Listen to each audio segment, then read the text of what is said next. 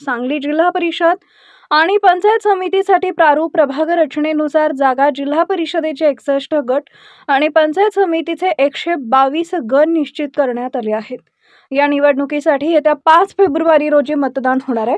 गेल्यावेळी शेवटचे 2.5 वर्ष अध्यक्षपद महिलेकडे होते। आगामी काळातही 2.5 वर्षासाठी अध्यक्षपद सर्वसाधारण महिलेसाठी राखीव आहे।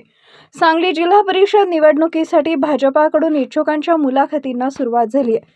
माजी पालकमंत्री आमदार सुरेशभाऊ खाडे, भाजपचे जिल्हाध्यक्ष सम्राट महाडिक, आमदार सत्यजित देशमुख, आमदार गोपीचंद पडळकर, माजी आमदार पृथ्वीराज देशमुख, ज्येष्ठ नेते दीपक बाबा शिंदे हे इच्छुक उमेदवारांच्या मुलाखती घेत आहेत।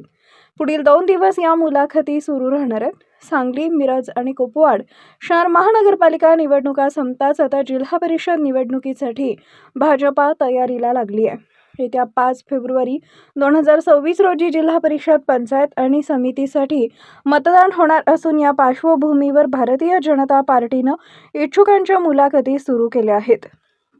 सांगलीतील खरे सांस्कृतिक कार्यालय या ठिकाणी भाजपा इच्छुकांच्या मुलाखतींना सुरुवात झाली आहे।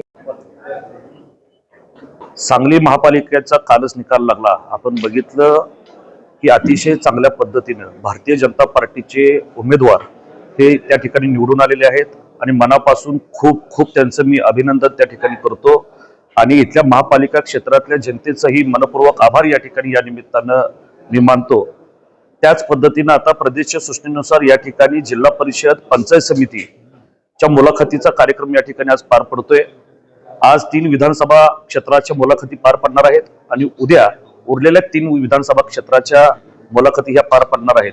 आपण इथला जर माहोल बघितला असेल तर अतिशय चांगल्या पद्धतीनं प्रचंड उत्स्फूर्त असा प्रतिसाद या मुलाखतीनं मिळतोय। एका गणासाठी, एका गटासाठी 5-5, 10-10 लोक हे इच्छुक आहेत आणि आपण बघितलं की सर्व नेते मंडळी आज हे जिल्ह्याची या ठिकाणी मुलाखती घेण्यासाठी आलेले आहेत।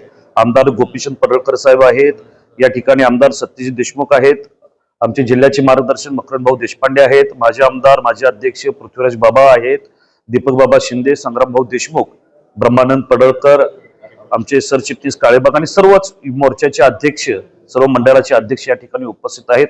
आणि निश्चितपणानं ज्या पद्धतीचा निकाल महापालिकेला लागलेला आहे त्याच पद्धतीचा निकाल जिल्हा परिषदेला लागेल अशी या ठिकाणी मला आशा वाटते आणि या ठिकाणी जिल्हा परिषदेवर पुन्हा एकदा भारतीय जनता पार्टीचा झेंडा फडकल्याशिवाय राहणार नाही असा आत्मविश्वास या ठिकाणी मला वाटतो।